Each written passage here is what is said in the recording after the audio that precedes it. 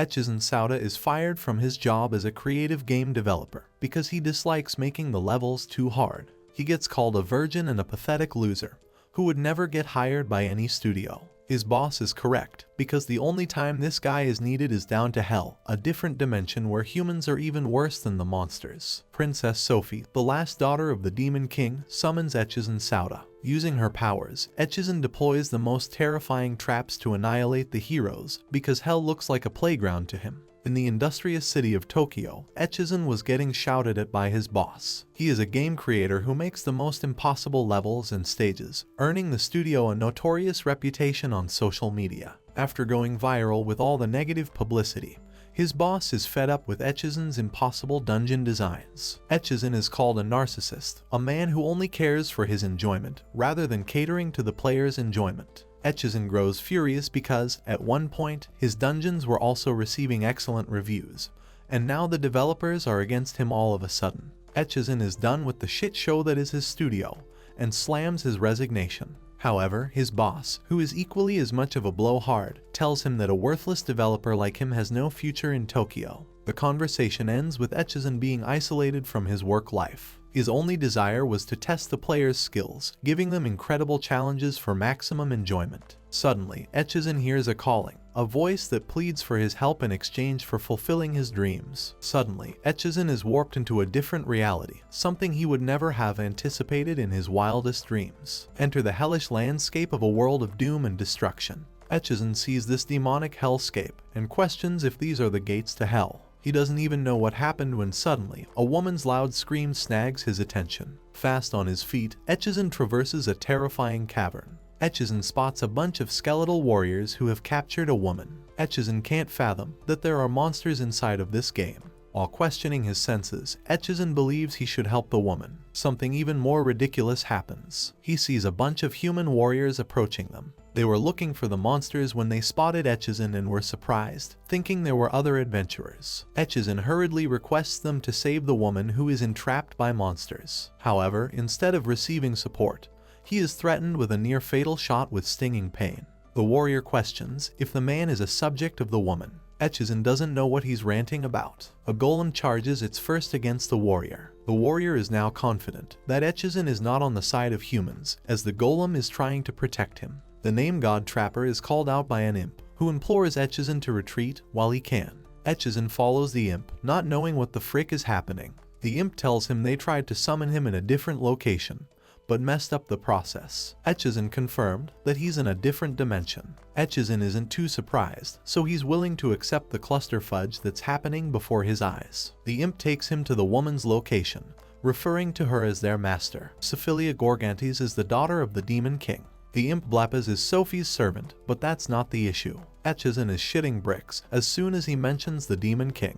Echizen admires Sophie's looks like the horn dog pussy-starved developer that he is. He embraces her face when suddenly, Sophia wakes up and is about to scream. The man has negative riz in action, and the story hasn't even begun. Blepas quiets her, stating that the heroes are out to get them. Blepas explains that Lord Souta, aka Echizen, is the man they summoned. Sophie is instantly turned off by their disgusting first interaction. Echizen tries to clear his name, but it only gets worse for him. Sophie hates the idea of using a human as their support, no matter the cause. She also finds this man absolutely trash, with nothing to show for it, while being a creep on top. Blepas has had enough, and sings praises of Echizen for being able to slay many victims. He even calls Echizen as the infamous God Trapper. Echizen doesn't know the heck he's talking about. He's having real difficulty accepting that he was summoned to kill the heroes in their stead. Blepas quickly realizes that Echizen ain't all he expected, since the thousands he slayed were just dudes ranting on Twitter about his challenging game. Things are getting bad, because the heroes have just destroyed the golem to dust. Hogan and the others resist the monsters. The party master is convinced they've discovered the Demon King's daughter. Humanity's imperial forces had once fought the Demon King.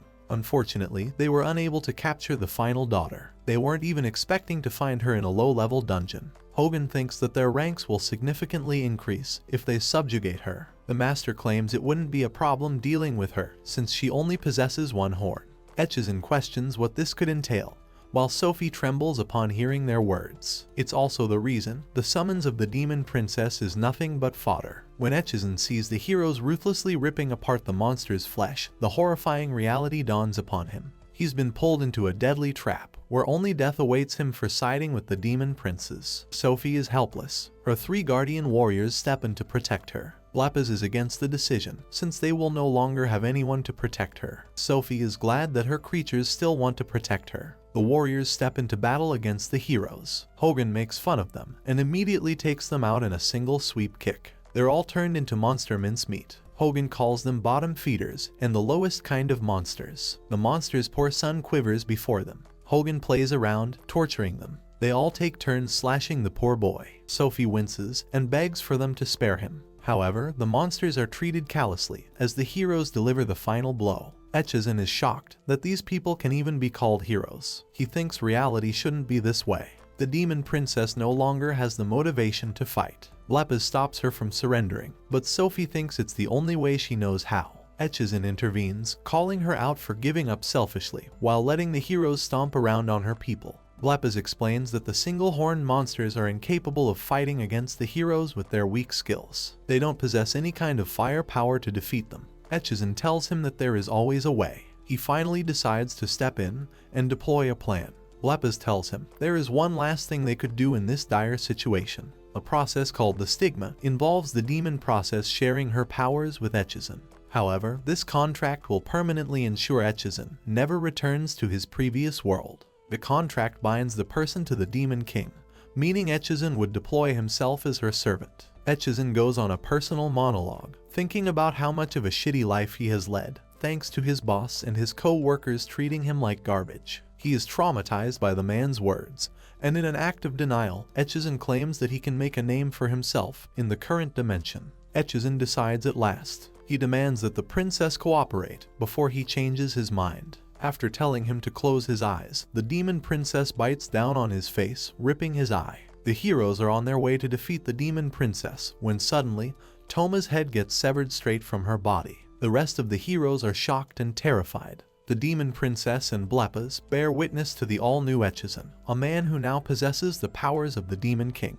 Toma's face rests on the ground. The heroes can't fathom how a trap like this could even exist in the dungeon. Aneta tries to pick up Toma's remains when suddenly another trap emerges from the head and impales her throughout her body. Hogan paces to protect Aneta, but it's already too late. The master stops him, stating that the trap had been planned for Toma and that it had been activated for Aneta after meeting a condition. That also means Hogan would be killed if he tried doing the same. Echizen is out here manipulating the battlefield, while Blepis and the Demon Princess are impressed that he's already managed to take down 2 heroes in a single move. Echizen is glad that he's acquired powers to materialize traps. His body is at its limit, and yet he has already killed 2 humans. Echizen turns the tale into a sadistic philosophy, deciding to bring the war to the heroes who want him dead. Hogan goes batshit crazy and wants the demon princess dead. He rushes foolishly while Echizen anticipates his arrival. They're faced with a giant door, so the party's master tries to use detection magic to scan for traps. He learns that a guillotine had been anticipating them. Blepis is shocked that the heroes were able to see through their traps. The stupid Hogan carelessly tries to bash his way through the door. Unsurprisingly, he gets wound up in a deadly trap that crunches the lower half of his body. Hogan's life is crushed and eventually sliced in half. Echizen enjoys messing with them. He tricked them, allowing the fools to think they had the upper hand. Echizen experiences a kind of thrill that he has never felt before. He has always wanted to create challenges like these, and thinks that what he had in his world pales in comparison. The demon princess is astonished, while Echizen teases her for thinking of him as a useless guy. Echizen prepares to defeat the final hero of the party, who is sulking over the loss of his fallen comrades. The master goes on a rampage to slay the demon princess to avenge his allies. But while doing so, he is attacked by various demonic traps that eventually get him. Just when Echizen and the others think it's over, calling this man easy, the master seems unfazed. He has learned that someone on the demon princess side can materialize anything at will. However, this knowledge has made it easy for the master to evade Echizen's powers. He thinks that the traps are all predictable, blocking each attack. He's even figured out that each trap requires more time to materialize. Blapez thinks this is bad, since the hero has uncovered Echizen's powers. The master awaits the final door that should lead to the hideout of the Demon Princess. Blapez is out here thinking they're all done. Echizen refuses to give in and denies reality for what it is. The Demon Princess tells him that surrender is the only way to survive. She thinks that Echizen is still lacking in powers compared to the hero, and if she fails to surrender, they'll all die. Blapez whines for his princess, while Echizen realizes she's not just joking around. He has to come up with a plan now. The master, shocked, sees the Demon Princess in front of him. The Demon Princess accepts her fate and begs for her people to be spared. However, the merciless hero stomps her to the ground, stating that human life is more valuable than that of the filthy monsters. Even though the Demon Princess practically begs him, the hero avenges him. The hero is suddenly caught off guard by a magic trap. He sees the same man from before, the lowly human guarded by the monsters. Echizen bluntly tells him that he's a scumbag.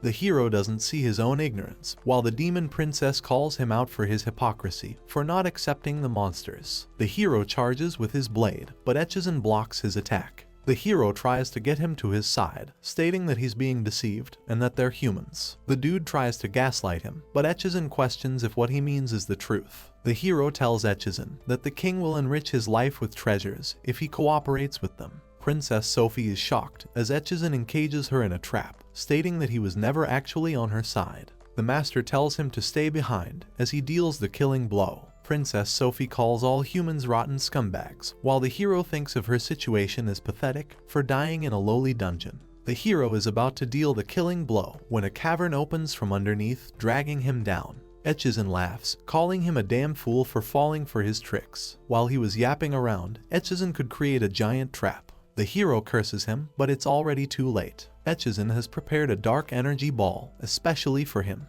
The hero curses Echizen, stating that he'll regret his fate. Echizen emphasizes that he doesn't care about morals, but especially hates people like him. Saying those words, Echizen crushes the hero's body, spelling his doom.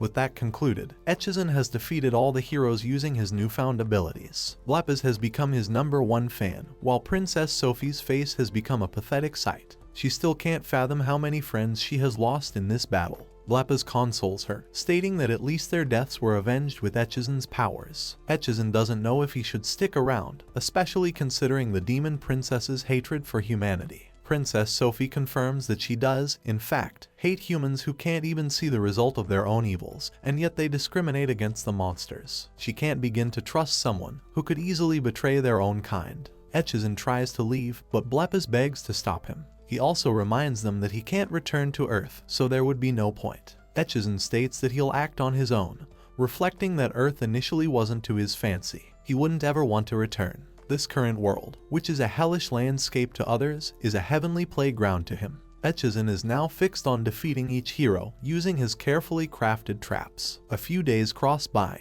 In the Adventurers Guild, the people talk about the disappearance of the famous Alberto party, who explored the dungeon to train Toma. In the city, a bunch of wolf warriors that are the Tri-Horned are fighting their best, only to get slaughtered by the royal hero's army. Even the most powerful of the Triphorid warriors pale compared to their might. This is the same army that brought the end of the Monster King. Their leader declares that the monsters will be squashed. These people also capture their families, burning their homes down. With the Demon King defeated, his kind has no hope left. The leader of the Imperial army cruelly slays them, and after desecrating the demons in cold blood, the cleansing operation is deemed a success. In the royal city of Valhalla, the people barbarically cheer for the slain monsters. General Vulcan, the army commander, continuously makes leaps in progress. The humans demand a one-world government with the monsters, believing that they're the ones who are unjust. However, these innocent monsters are nothing more than cattle to them. General Vulcan is given undying praise and support for his actions. General Vulcan is revealed to be a madman behind the scenes,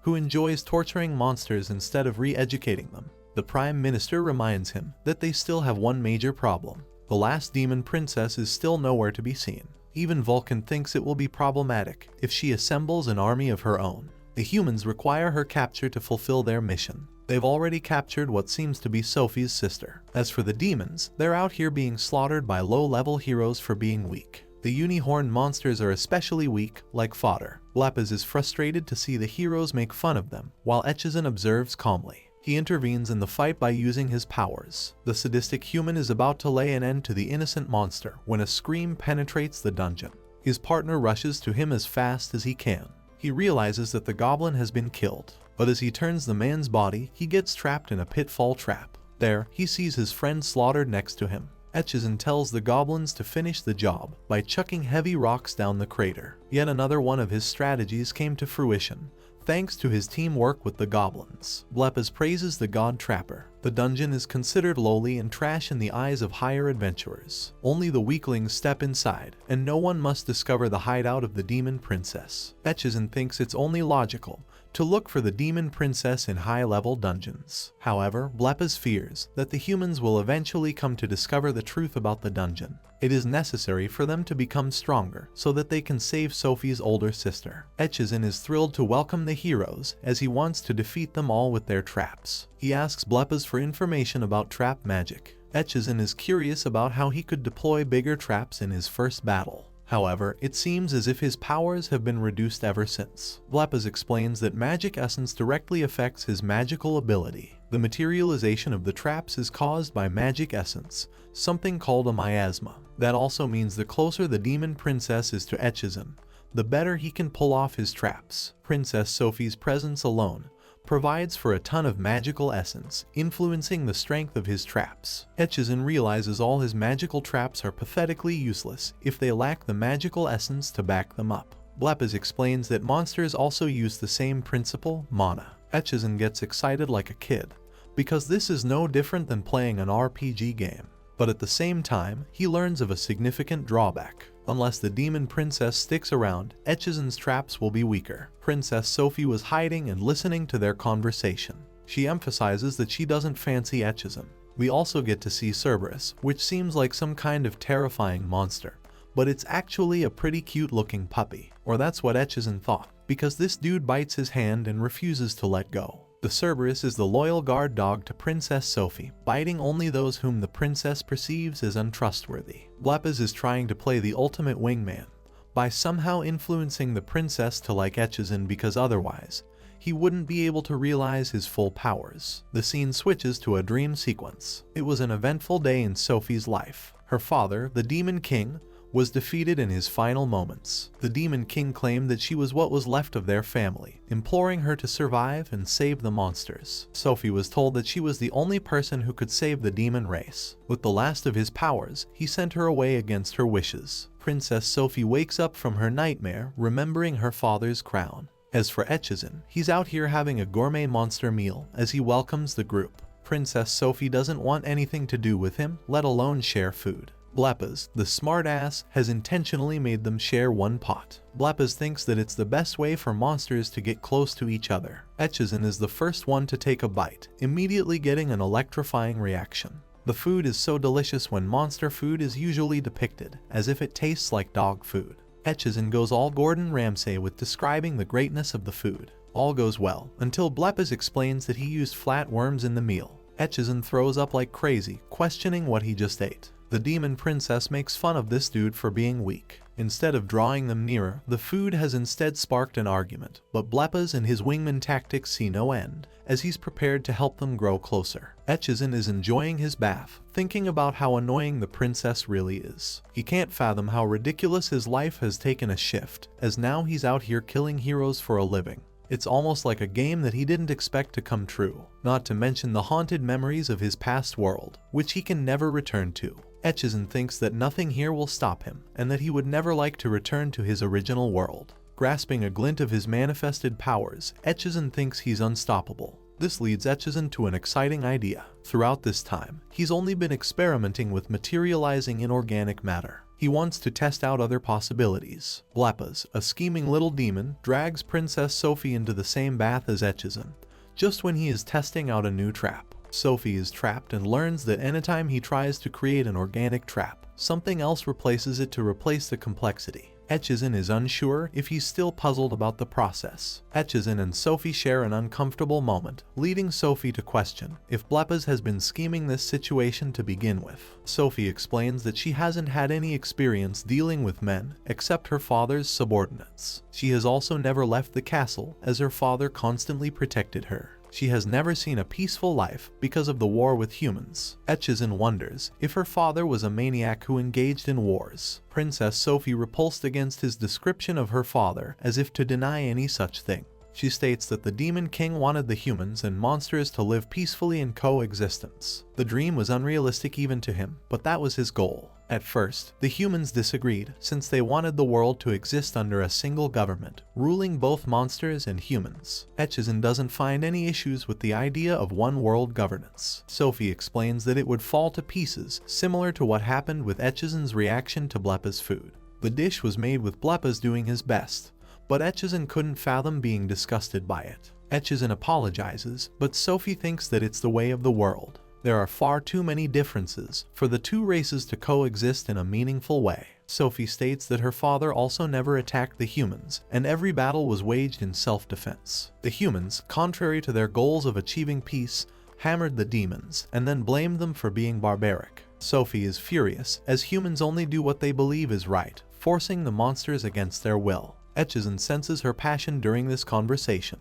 Sophie shouts that her father and sister were both captured so that they couldn't become thorns in their way. She despises them with all her being.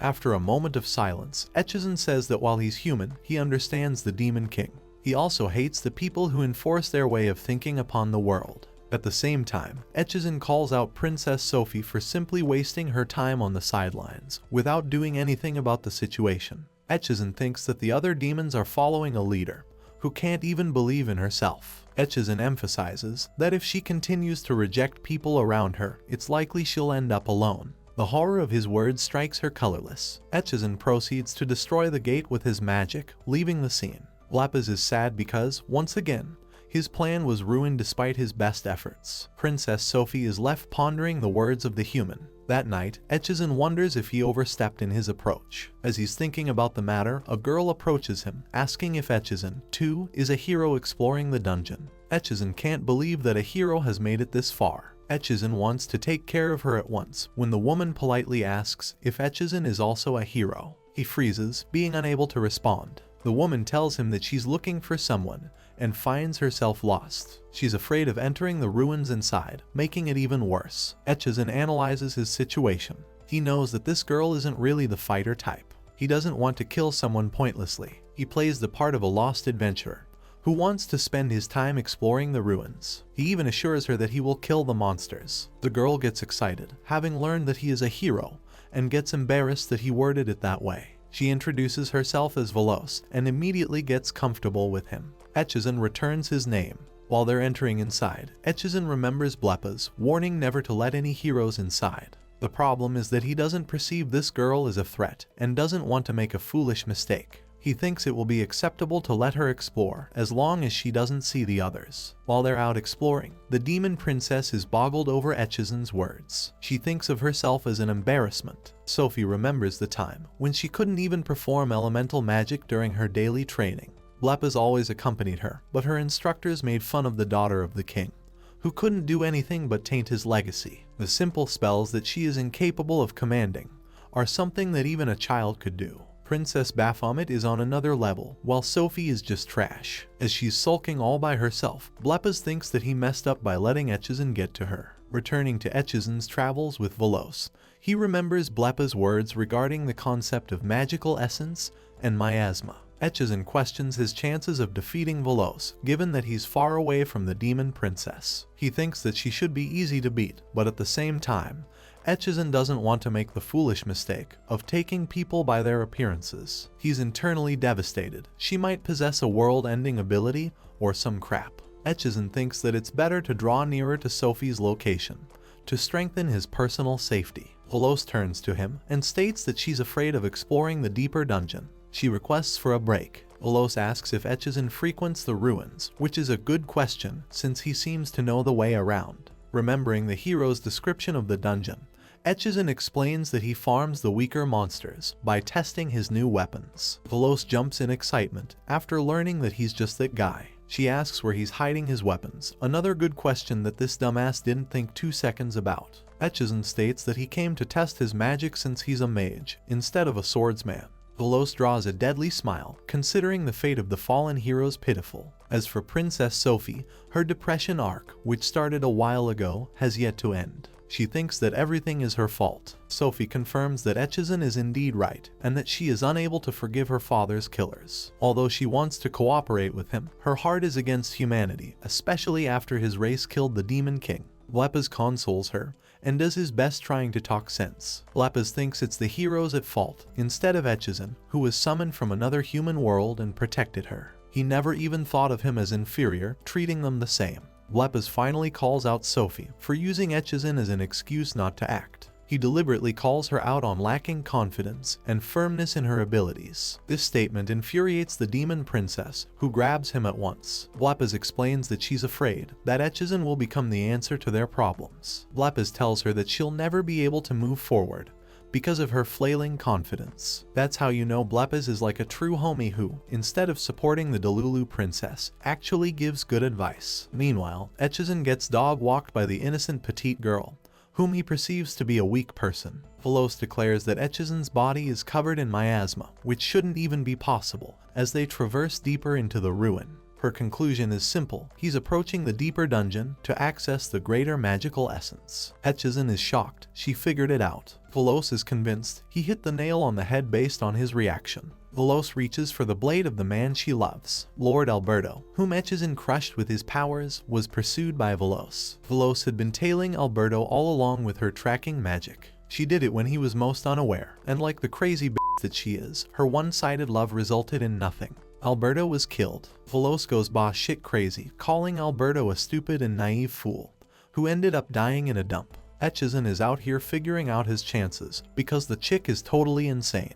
He tries to deploy something at this moment. However, the same tracks just don't work on Veloce, who is fast on her feet and dodges the traps. Veloce horrifically turns to him, stating that he definitely killed the others the same way. She's making this man literally freeze in terror. Veloce has now learned that he is capable of materializing magic. She thinks of it as a unique magic art, until Veloce strips his ability to cast spells at all. Veloce has entrapped him in a field of divinity, severing his contact with miasma. He will no longer be able to access his abilities. Veloce finds it rather strange that the deeper he explores the dungeon, the stronger Echizen becomes. From this information, she figures out Echizen's plan to kill her by leading her closer to the source. Unfortunately for him, she's capable of smelling miasma and reacting at once. She had always been suspicious of him in their first encounter. Veloce is all the more curious to explore what's hiding behind the deeper level. Echizen realizes just how much of an idiot he was to lead her straight to the Demon Princess. Veloce isn't done with him just yet, especially since he's killed Alberto. Veloce is bored with the idea of murdering him. Instead, she tortures him to make Alberto notice her presence. It's safe to say she's a yandere on actual steroids. Anyway, while she's out here destroying this man in all the different ways she knows she can, Princess Sophie doesn't know a thing, while she casually rests behind the dungeon door. Veloce finds it ironic how the spell is supposed to protect humans from miasma, and yet it's painful and poisonous to Echizen's body. She wonders if the man has forsworn his humanity. The crazy psycho is eager to make Alberto jealous, even though that man died like 4 chapters ago. Echizen is losing his mind, realizing that he can't even use any of his magical traps to kill the crazy girl. Suddenly, Veloce senses the disgusting presence of miasma. She sees a bunch of hooligans accompanying a demon girl. Echizen is out here making sacrifices so that they can stay hidden, and yet these guys have come out in the open. The Demon Princess shudders, realizing that a hero has made it past the dungeon. Veloce ponders if the girl is what he was trying to hide all along. She takes note of the endless miasma pouring out of the monster, quickly drawing the realization that Sophie is the Demon King's daughter. Sophie's body is incapable of acting against the hero, and yet she shouts at her to spare her servant. Veloce taunts her even more, but eventually she gets so pissed that she goes all psycho again. Veloce channels her inner jealous energy and even slays Sophie's last line of defense. Lapis steps in to protect the princess, only to get his attack easily deflected. Veloce compares them to small bugs and proceeds to cast a holy wave, annihilating the demons with her magic. At this point, both Echizen and Sophie are screaming for their aid. Lapis is incapable of protecting the princess. Veloce decides to throw hands the old-fashioned way, chucking her fist repeatedly at Sophie's belly. She calls the Demon King's daughter pathetic, making Sophie remember the words of the instructors. Sophie inwardly admits her weaknesses, accepting her flaws. She even admits to being afraid of being abandoned. Sophie cries out to the point Echizen gets mad. Veloce questions the Demon Princess, teasing her further. Frustrated to her limits, Sophie delivers a gut-wrenching kick that completely staggers Veloce momentarily. She rushes to destroy the barrier of divine energy, but fails in her initial attempt. Sophie wants to use her magic to cancel out the effects of the barrier. Veloce intervenes using a magical attack, and even still, the Demon Princess uses every last of her strength to break Echizen free. Echizen tries to stop her, but Sophie remembers the words of each of her allies, who have always wanted to push her in the right direction.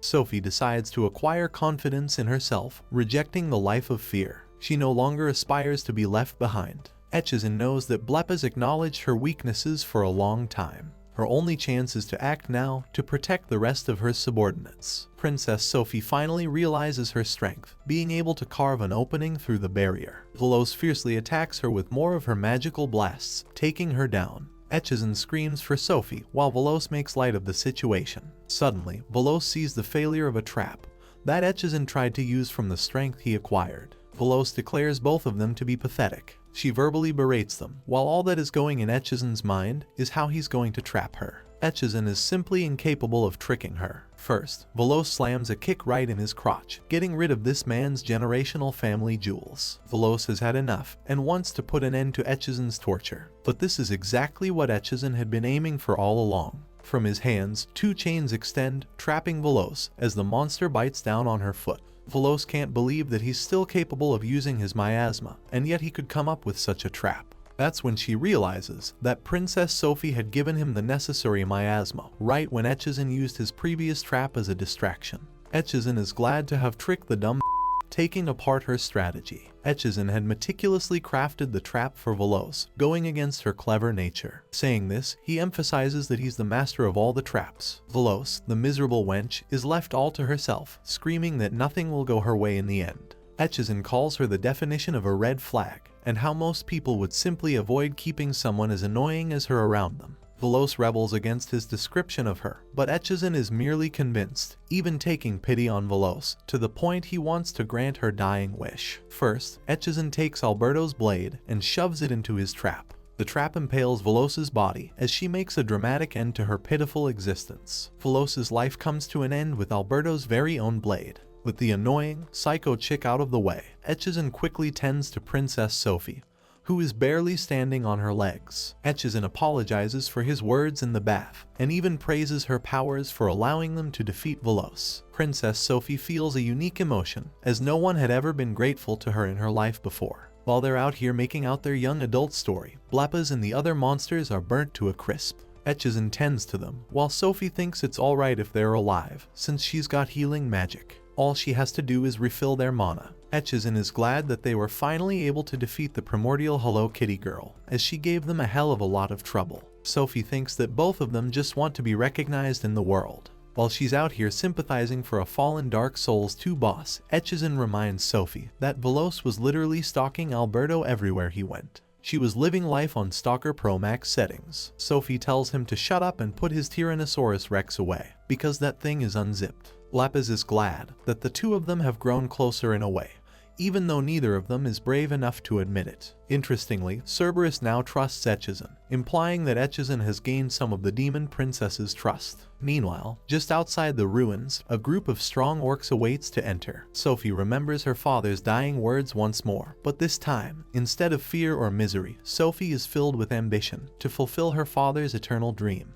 Echizen inspects a pill before consuming it and releasing a powerful magical trap. Unfortunately, Echizen learns that he's only capable of using one powerful trap after consuming each shard. Blepp's explains that the shard is filled with a magical essence. This allows Echizen to use powerful magic, even at great distances. Echizen really doesn't want to be anyone's pet, remembering how his last fight went. Blepp's and the others bully the virgin maiden less idiot. Echizen demands an explanation, realizing that something is definitely wrong with the shards. Echizen immediately rushes to demand an answer. When she arrives in her room, Sophie produces another shard for him, exhausting her magical essence. Sophie ends up spotting the fool. Echizen tries to make an excuse as he isn't aware of it. Echizen praises her a little, enough for the princess to consider making more shards. Echizen thinks they should figure out their next strategy, as the ruins are just a temporary hideout. They also need to acquire allies to help save Sophie's sister. Blepas agrees, but the biggest issue is that the other monsters aren't fond of Princess Sophie. Sophie confirms that her father was adored by the monsters, and that she wants to create a world according to his vision. Sophie thought of his father as a wise demon lord, a monster unlike any other. Echizen summarizes it, and thinks she's got some daddy issues to work on.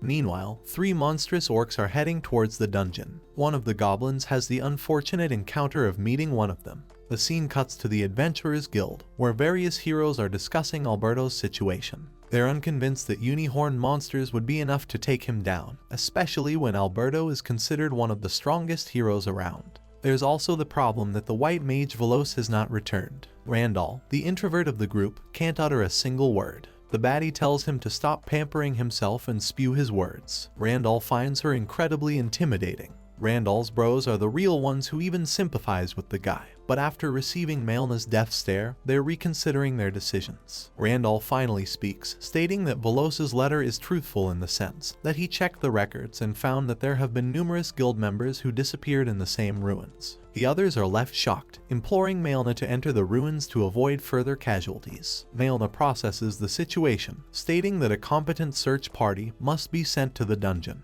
They even explored the idea of getting help from the Imperial Army. However, the army wouldn't ever come to their aid, as it is considered a useless dungeon in their eyes. It would also tarnish the guild's name. The party decides to leave by tomorrow morning to finally investigate the cause of the missing heroes. Malna exclusively tells Randall to stay behind. Surprisingly, these guys are really into each other, and after an episode of The Birds and the Bees, Malna claims that Randall's got game at least somewhere, if not in fighting. She thinks that if only he'd be able to translate these skills into actual swordsmanship, then he would be an unstoppable hero who would far surpass the likes of Alberto himself. Back to the demon ruins, the poor goblins get bullied and dragged all the way to the princess's room. The orcs don't even listen to any of their yapping and immediately act like this is their new home. The orc emphasizes that it's their base from now on. Even these orcs don't like the weak unicorn monsters for being pathetically weak. Echizen tries to kill the orcs, but Sophie stops him, saying that fighting between the monsters would be against her father's will. Instead, she wants to make them her allies. Echizen, even though frustrated, stops himself. Sophie musters her courage and approaches the orcs, introducing herself as the Demon King's daughter. The revelation comes as a shock to the orcs. Sophie tells them about their current situation against the heroes, who are slaughtering monsters from village to village. She thinks it's only a matter of time until they arrive in the ruins. Sophie wants to act against their plans to rebuild a world that her father wanted. Instead of receiving assistance, Sophie gets slammed by the orc, who calls her a fool for sharing such a dream. Sophie is stunned and surprised when the orc reveals that they've always hated the Demon King. The revelation also comes as a shock to Echizen, who was under the impression that the demons actually liked her father a lot. The perfect image of the Demon King is actually tainted with hatred by the monsters. The orcs especially hated him. Sophie can't comprehend reality, because she had always thought the demons loved her father. Echizen thinks the same. The orc decides to kill Sophie when Echizen is ready to intervene with his trap magic. Suddenly, the orc freezes when he senses a monstrous presence from behind. A 4-horned demon questions what his subordinate is doing. The chief of the orcs is a quad-horned demon with immense power. Blepas shakes in his presence, while Echizen is left confused. Blepas explains that in this world, the power level of a demon is represented by the number of horns they possess. The difference with each horn is significant and allows for greater strength. Echizen is having a hard time following along because, in any case, it's always the muscle heads that seem stronger than scrawny-looking dudes. The chief of the orcs is immensely pissed that his underlings didn't obey his orders. The monster rebels in his final act, but even his most powerful swing is unable to penetrate the quad-horned demon's skin.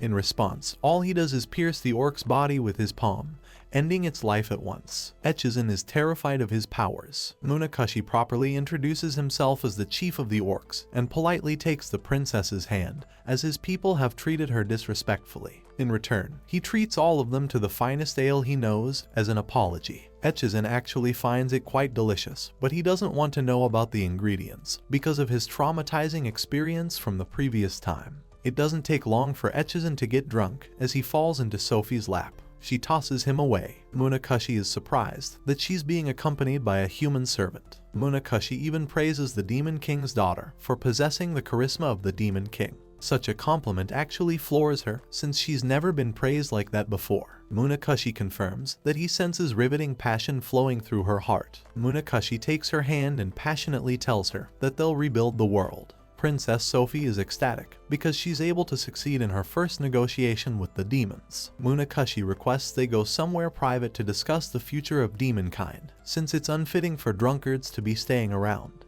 He tells his subordinates to guard the entrance in the meantime. Everything takes a shift in the opposite direction when Munakoshi drops a bombshell, stating that he's planning to make her his own wife. Princess Sophie is stunned by this declaration, as she had been fooled by this cunning orc all along. She tries to fight for her cause, but he reminds her that they're just strengthening their bond. He can't trust her with his army if she's not willing to bend the knee. Just when Sophie is about to decline, the menacing and manipulative orc disgustingly tells her that she would be useless otherwise. The man even takes a step ahead and reveals his leaning tower of Pisa. This beast requires actual magical essence to keep going, so Munakoshi is telling her that she's only got a while before it dies out. In her dilemma, the miserable princess pathetically comes to a decision: to follow his demands. She follows along and ends up drinking a special liquid that crushes her body. The princess can barely function and begs to save her sister. However, this cruel and traitorous monster had never planned on helping her to begin with. He channels the same hater energy as the rest of the orcs. They hated the Demon King as he made them stop eating human flesh. He doesn't want things to change and requires the weak princess to create the next monster king, a being that is actually powerful. Sophie hates her entire existence right now, while Munakoshi tells her that if she even tries to escape, he'll kill everyone. Sophie inwardly begs for someone to come save her, and then something happens. Munakoshi sees the wood severed from his body. Echizen has awakened. Munakoshi takes a moment to realize that his Tower of Pisa has fallen from so far away. He screams in agonizing pain, enough for the monsters outside to hear his cries. Echizen knew that this guy was shady as hell, which is why he already made his move in advance. While the pathetic scumbag is whining over his lost tower, he reaches to kill Sophie, and horrifically sees the giant guillotine trap that made a shish kebab out of his ding-dong. That's when Princess Sophie remembers Echizen falling into her trap. It was his plan all along to save her in case something like this happened. Munakoshi reaches to grab his wood, and then gets his hand caught in a second trap. The orc comes to help him, but falls to another one of Echizen's clever spells. Munakoshi is failing to comprehend the current situation. Echizen runs towards Sophie while popping a magic pill inside his mouth. The quad-horned orc refuses to let them escape. However, his energy is zapped out of his body as he slowly shrinks into nothingness. This is because his leaning Tower of Pisa required all of his body's magical essence, and since it's no longer connected via Bluetooth, it's as good as gone. Even Sophie explains that their bodies completely rely on magical essence. As his life is fading to nothingness, the chief of the orcs is reduced to a pathetic sight and falls to the ground. Echizen is shocked that he was this easy to beat, but Sophie tells him that he's still not dead, just temporarily defeated. They try to use this moment to escape. However, Princess Sophie suddenly loses her body and embraces Echizen. She whines, telling him just how scared she was during that horrible experience. Echizen feels sad and tries to console her, but this princess is repulsed by even a single touch. Instead, she's the one who takes his hand and tries to force her body to calm down. Sophie feels a brief moment of peace,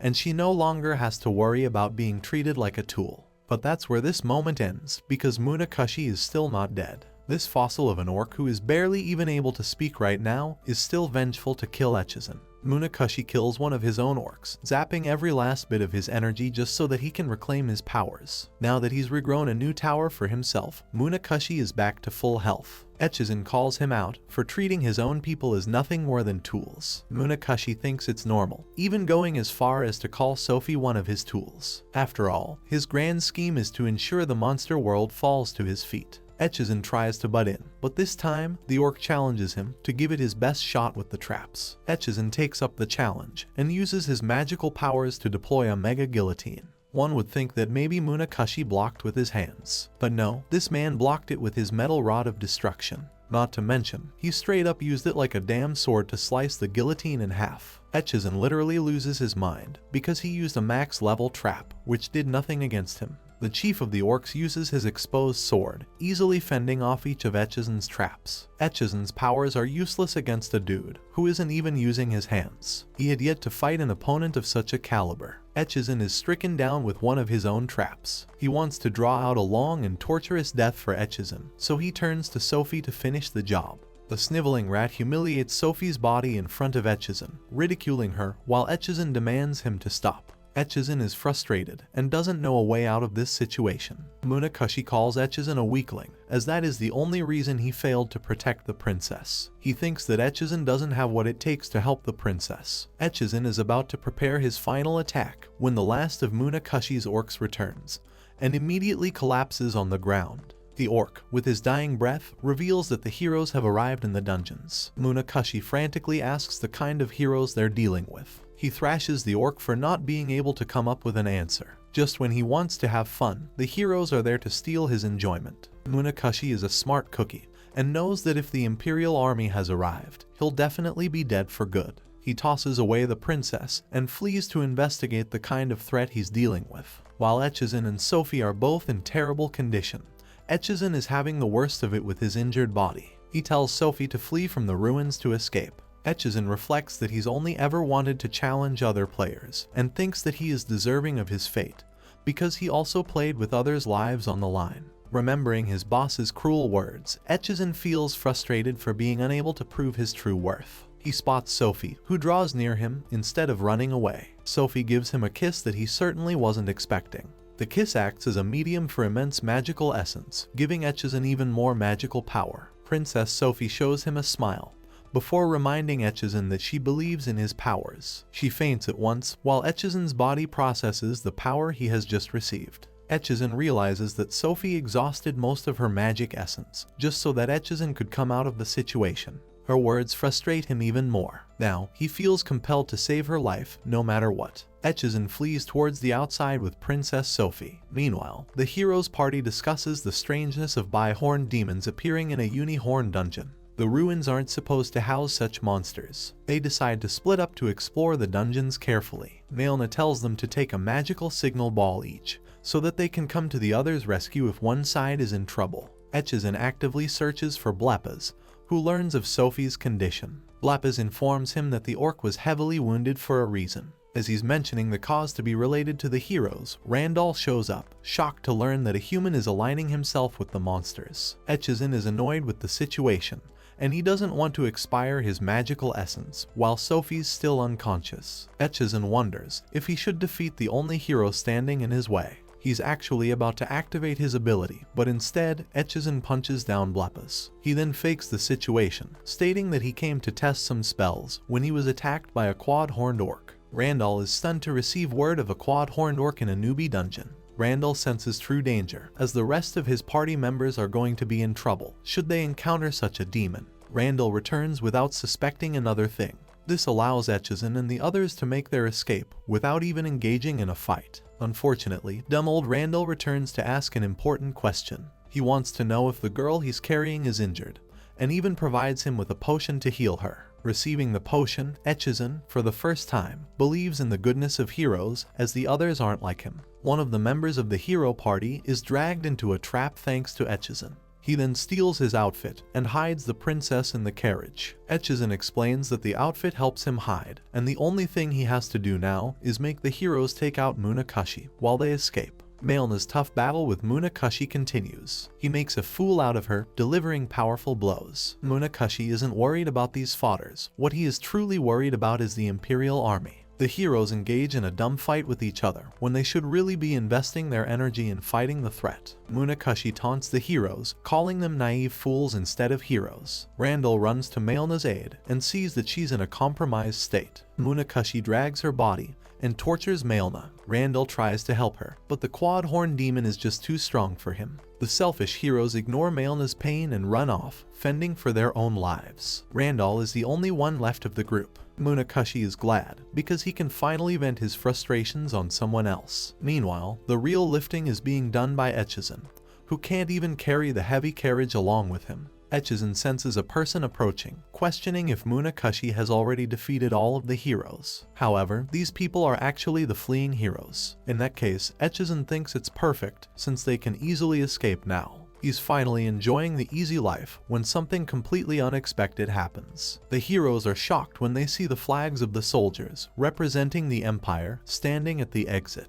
The Imperial army has arrived, and General Vulcan is accompanying them. Echizen's body shudders as the man orders his soldiers to question each person leaving the ruin. General Vulcan begins his interrogation, while Echizen is losing his mind. Their chances were negative infinity against a single hero, but now they're up against an entire army of the best. He doesn't even have a chance when his carriage is filled with monsters, including the princess herself. General Vulcan demands an explanation from the beat-up hero. He tells them about their investigations and how they encountered a quad-horned orc out of their league. Vulcan demands to know what they did about it. When he realizes that the heroes simply fled, Vulcan demolishes the hero's face, stating that deserting the battlefield deserves the death penalty. This makes the rest of them piss their pants because they know they're next. They try to escape, but the agile numbers of the Imperial army quickly surround them. These terrifying and inhumane soldiers proceed to slaughter them with multiple strikes, ending their lives in a painful way.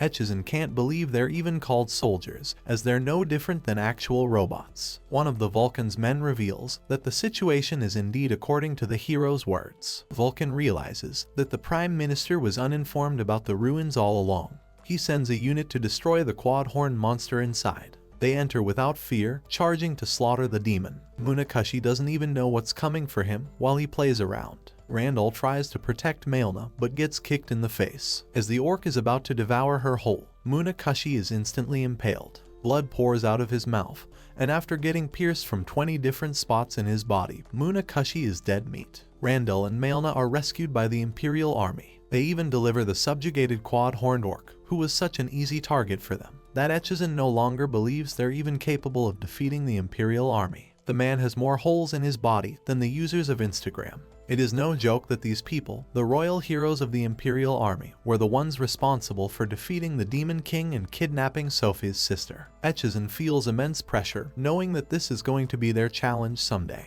Vulcan spares one of the heroes, who look beat up enough to pass for a convincing hero. Vulcan approaches Echizen at last, who is on the verge of fainting, while begging to be let go of. Vulcan knows that this guy is just a carriage man for hire. However, he still decides to check what's inside the carriage. Thankfully, there's nothing inside except for a bunch of sacks. Vulcan is almost disappointed and allows them to go. Echizen thinks it's all over when suddenly, a thought bothers Vulcan. He returns to inspect the carriage yet again. This time, he rips apart the sacks, again disappointed that it's only a bunch of logistics equipment. He sends him away and receives confirmation that they couldn't find the Demon King's daughter in the ruins. Vulcan commands his powerful mage unit to annihilate the entire dungeon with a blast that is probably big enough to blow up a damn country. Echizen and his cart are sent flying. Luckily, Sophie and the others are fine. They had survived, thanks to Echizen preparing a false bottom inside the carriage. Echizen admits that he was going crazy when Vulcan went back for round 2, as that was the scary part. However, the bags played a convincing distraction, allowing them to live for another day. As they witness the remains of the dungeon, Blepaz is glad that they're still alive, thanks to Echizen's contributions. However, their positions are still threatened more than ever. Echizen realizes the mountain of a task he's paired up against. He has to defeat the heroes that were capable of defeating the Demon King himself. In a way, he compares his situation to being thrown into an unfair game with maximum difficulty. Yet, at the same time, the maniacal little trapper is glad that his challenge forces him to be pessimistic. He has wanted this kind of difficulty all along.